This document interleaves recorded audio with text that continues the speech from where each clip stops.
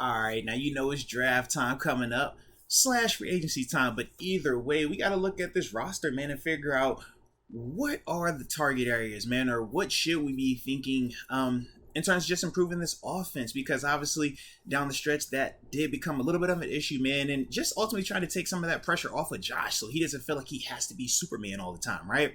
So the three positions that I really thought of that really have the biggest needs for the team as a whole is this running back position, the wide receiver depth, and the offensive line. Now, when we talk the running back position, number one, Devin Singletary, we know he's an unrestricted free agent right now, so we got to see what even happens with that in terms of him coming back or him leaving.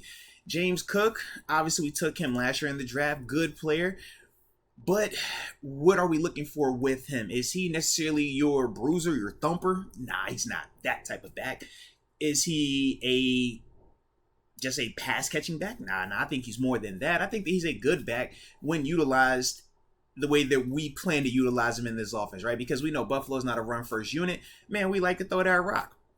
But I do think we need to be more intentional in terms of how we utilize James Cook in order to make him effective. I thought at times this past season, some of the calls that we would have for him were really predictable in terms of the timing of which you would call it, and then just the design of it.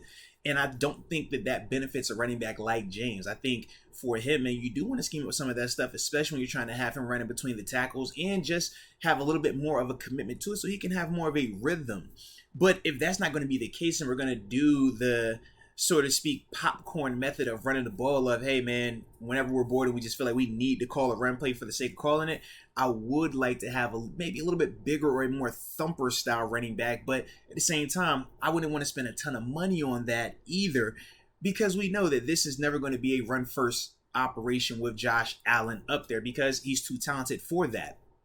But I do think a running back, man, and that does, resonate with me because I do think at times, man, once we get leads, it is so hard for us to slow it down and take time off the clock by running the ball because, number one, we don't commit to it. And number two, personnel-wise, we're still a little bit out of whack in terms of how we want to have our body types back there in terms of running that ball, man. But then when we talk about the wide receiver position, we love Diggs. We know who he is. Excuse me, him. Yeah, we like him a lot, without a doubt. But the problem is, who is the other guy? Gabe Davis at times can give you the potential. He flirts with it. Man, he can tease you at times and you would love it. But then we've also seen now with the little bit larger sample size, it's not as consistent as you need it to be if you're talking about him being the long-term answer as the number two receiver or potentially replacing Diggs down the line. I think for Gabe, he just has to be a lot more consistent for us to feel that way about him. But then outside of Gabe, you start looking at the wide receiver room is young, and it's not as experienced as you would like it to be. And then when you're thinking of, just how do you offset when they take away Diggs, right? When they swing covers the Diggs, when that's going to be the focal point without Josh feeling like he has to force feed him or feeling like he has to hold the ball and do the amazing, right? Every single time. I think we just need to upgrade that position, man. They have a more consistent or a more high-end option, whether that be another guy in the slot that is a little bit younger and more productive, or a really bona fide number two receiver that is going to give you more consistency.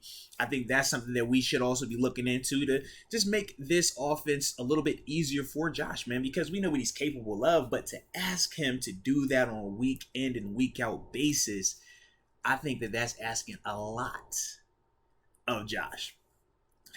But then I think I don't want to call it low-hanging fruit, but I will say the surefire thing that you could do, even though it's not as sexy per se, is upgrade some of the personnel with the offensive line. Are they good? Yes. But is it good because of reputation and name or good because of actually what we saw this past season? And I think those two things are slightly different. Did we end up with 3 Pro Bowlers off that offensive line? Yeah. Did it feel like we had 3 Pro Bowlers blocking for Josh Allen and James Cook and Devin Singletary at times this season? No, it did not. And that's the thing, when I look at this offensive line and I say, man, how can we improve it? I think of some of those things, the interior part. And I mean, even when you talk, some of the tackle stuff, man, it's just like we we can get better here, man. Whether we're talking personnel, whether that's free agency, bringing in another version of some of these veteran signings that we just did, but redoing it again. Every couple of years you might want to spin the tires on that type of mindset. Or is it something that you consider a little bit earlier in the draft? Because we know when Josh has time, Josh is dangerous. Dangerous. But we also can see when he doesn't have time, that's when he struggles. You talk about the end of the season and some of the turnovers that he, was a part of. Some of it was him forcing the ball, but a good amount of it was when he was pressured. That became the thing. And it's crazy to think you don't typically pressure a quarterback like Josh, but because of how the offensive line wasn't able to consistently keep him free, that became a narrative.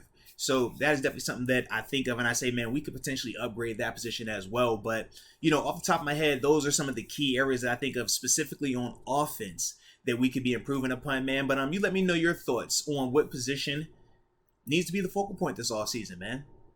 Where do you think we need to upgrade to help this offense be better, to help this Bills team get to those confetti games versus, it being another year of us looking at it as, man, what could have been. But either way, I appreciate you for tuning in. And until next time, baby, peace.